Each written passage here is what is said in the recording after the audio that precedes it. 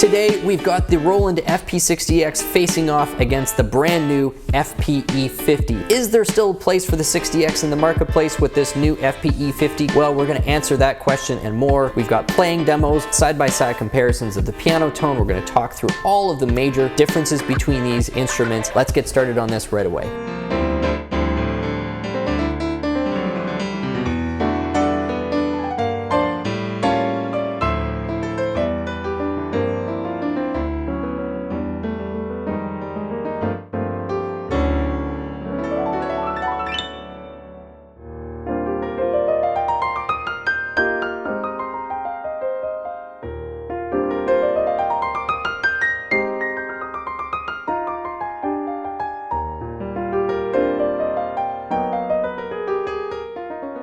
How does the FP60 still fit into the whole Roland ecosystem now that the FP-E50 is here at a pretty meaningfully lower price than what the FP60X comes in at? The questions that we want to be answering are, what are the differences in speaker performance and speaker experience between these two? Because that's a major difference between these two instruments. Is there a difference in the quality of the piano output between these two? Is there any perceivable difference in the action, the playing, the mechanical experience between these two instruments? Because the key bed is a little bit different between the two. And then beyond just the piano portion of the experience, what else really is different and how does it stack up? Let us first start with the piano tone. These two pianos are both equipped with the Supernatural piano engine. This is not the modeling engine, it's the sample engine, which has been configured to work with the new BMC chip, the behavior modeling chip that Roland released, I think about a year and a half ago. When I first started playing the piano on the FP-E50, my very first impression was that it was a little more energetic and not necessarily in like the best way compared to the FP60X in terms of the dynamic response, and particularly this sensation that you're sort of getting a bit of a push up into the forte range from about your mezzo forte range. It kind of like jumps a dynamic range that you don't feel you necessarily have too much control over. The more I played it back and forth, the more I realized the FP60X actually has the same sort of little lip that you get over.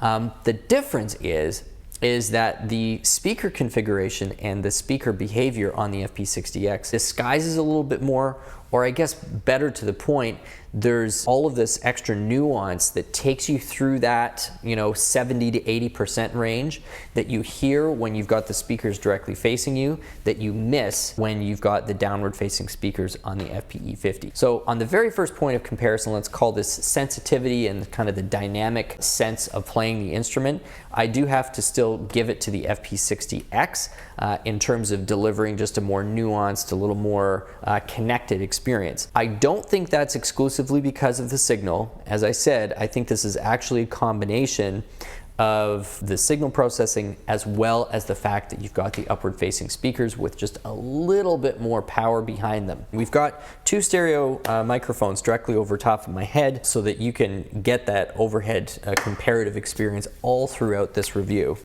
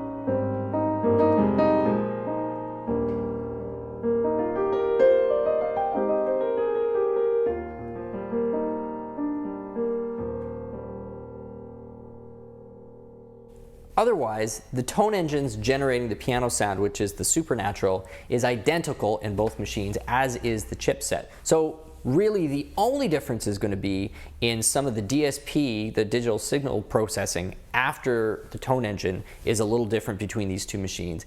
And the speakers, the power and the configuration is a little bit different. So those are really the only major points that's delivering that difference. But it is a difference that I think does create a little greater sense of intimacy and control on the FP60X.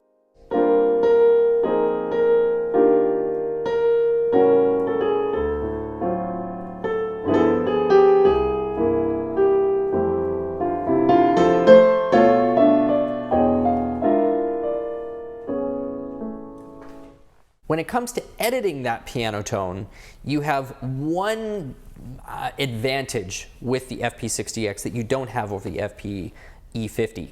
The FP60X is compatible with the Roland apps because it has Bluetooth MIDI. The FP-E50 actually has a Bluetooth MIDI radio inside, but it's not enabled and it's not compatible with any of the Roland apps. So you can't use the Piano Designer, can't use it on the Roland Piano app.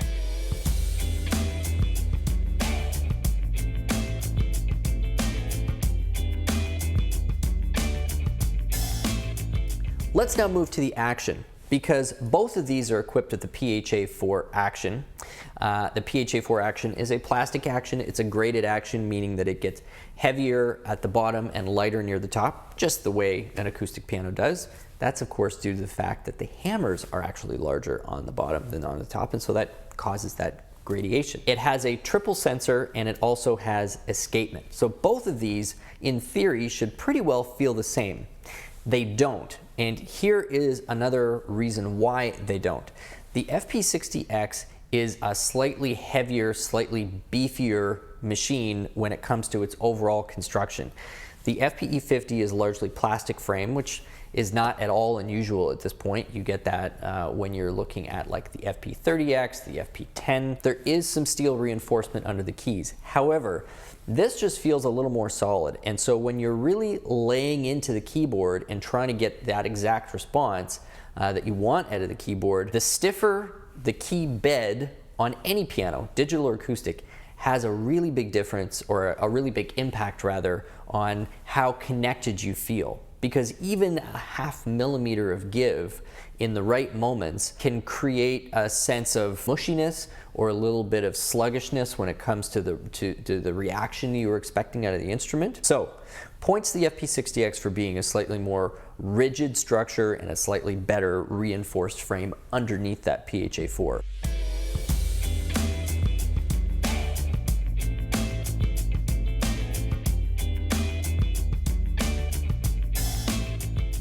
Let's now move on to other sounds outside of the acoustic piano.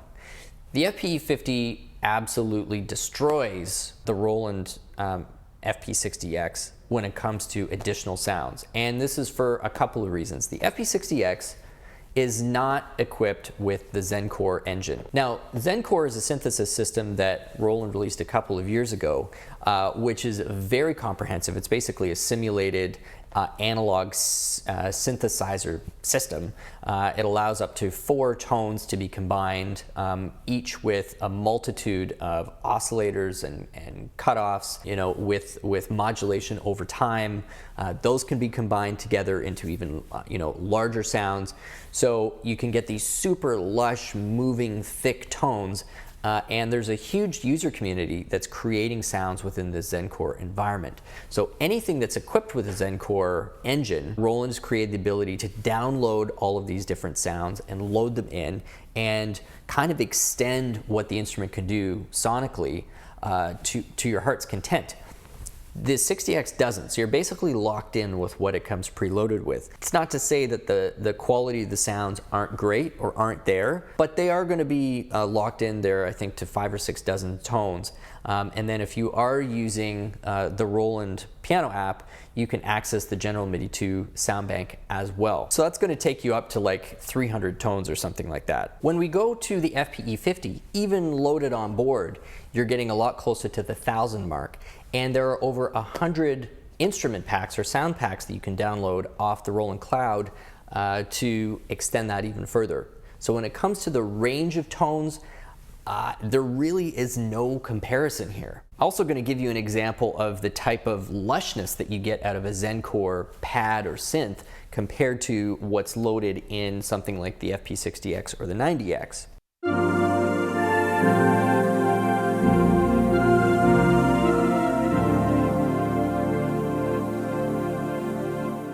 Very pretty, you know, it's a nice full sound, but there's not necessarily a lot of motion happening there.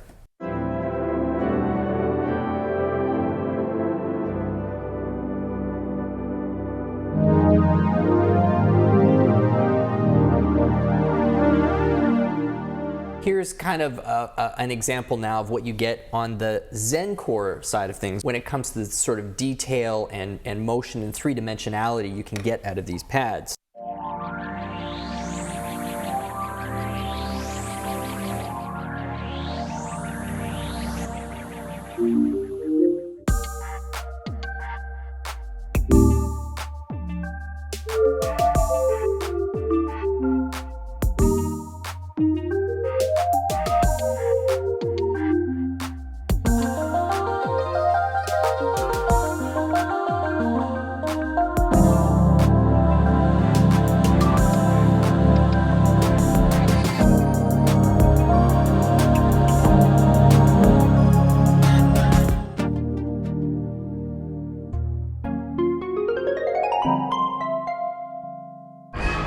We're not going to explore them all here, but I hope that kind of gives you a sense of the difference of depth and detail coming out of some of those pads. So quantity, quality, and expandability is what you're getting there on the FP-E50 when it comes to some of those alternate tones. Now let's talk functionality. The FP60X has your onboard equalizer and your lower and upper part mixer, and the ability to play in a single note or single or dual mode. I like, you know, the ability to quickly select those categories. Over on the FP-E50, however, you have a very similar set of functions. You have this split dual, which is right available, so exactly the same type of function, the ability to split the keyboard into two or layer two sounds on top of one another. You also have your category buttons here to quickly select and help you navigate through those hundreds and hundreds of sounds. And you've got a mixer. And then we get to, of course, kind of the centerpiece really of what the FP-E50 is all about, which is its live arranger and chord sequencer, which is very unique in the industry at this kind of a price range. And in this respect, there's absolutely no comparison. Over on the FP60X, you have a basic arranger, but it's entirely contained within the Roland piano app. So the tone is still being generated by the piano, but essentially you have a MIDI sequencer that's kind of spitting back live MIDI information to the instrument around these kind of basic arrangements. So you have variation 1, variation 2, and they are still a lot of fun. They still can be used, but they have to be used with a mobile device. And depending on your mobile device, there may be some little lag. So I'm almost always recommending to people that they use a wired connection if you're going to be using that arranger function as like a major part of your experience. But beyond that, the quality of the sequences, how up-to-date the sequences are, and the range and variety on the FP-E50 really is in a completely different league. The other thing is, just like tones through the Roland Cloud, we anticipate, and Roland has kind of told us this is coming, there's going to be the ability to download and update the various rhythms and arrangements that are available to you. Now, we have done a pretty in-depth review of the arranger function on the FP-E50, so if this is something that's sparking some interest, you'll want to jump over to that video, because we're not going to do as comprehensive a dive into that in this video. This is really about giving those broad stroke comparisons between these two instruments. Another big point of comparison I want to bring up here is the microphone functionality. Now, I'm not the kind of person who uses a microphone very much on a gig.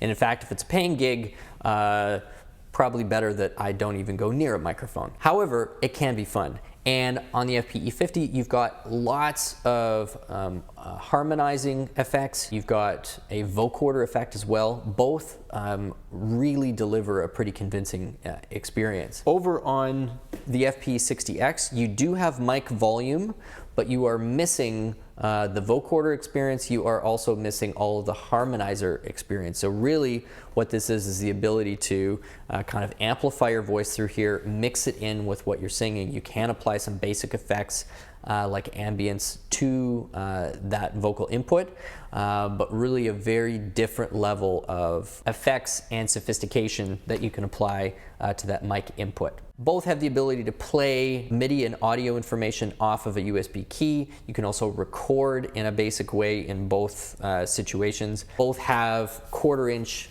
outputs, so you can send this off to a PA independent of the headphone jacks, which is really handy. Both come with matching stands, and both are available with a triple pedal system. Here's what is winning for me out of the FP60X. The physical sensation of playing the keys, because of the reinforced, more rigid keyframe, is a plus when I'm going to be focused almost entirely on just playing the piano. The upward-facing speakers also gives me more detail, makes it feel a lot more closer to the signal I'm getting out of the headphones. When I'm playing in that kind of mid to lower dynamic range, it's feeling just more sensitive. I'm feeling a little more connected to the tone, and I can definitely hear more of the changes that I'm making in the Piano Designer because of that upward-facing speaker. It's also 13 watts per side, and you've got the ability to EQ it. So by and large, the piano playing experience on the FP60X for me still remains better, and not like microscopically better. I would put this, you know, I don't know, several tens of % better than just exclusively the piano playing experience on the FP-E50. However, if you want to do virtually any of the other things at or beyond the level that you can access on the FP60X, such as play with a live accompaniment,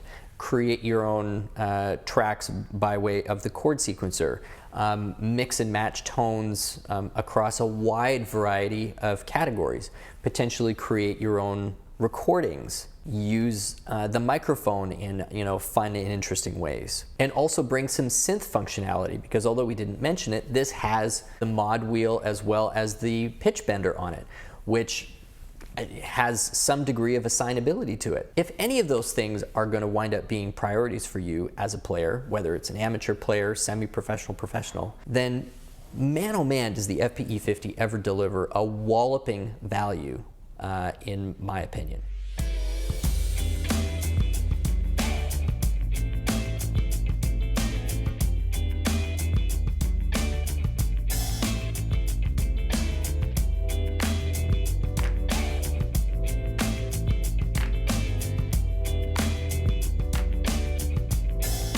I'm going to leave you now with a demo on both instruments set to the very same patch.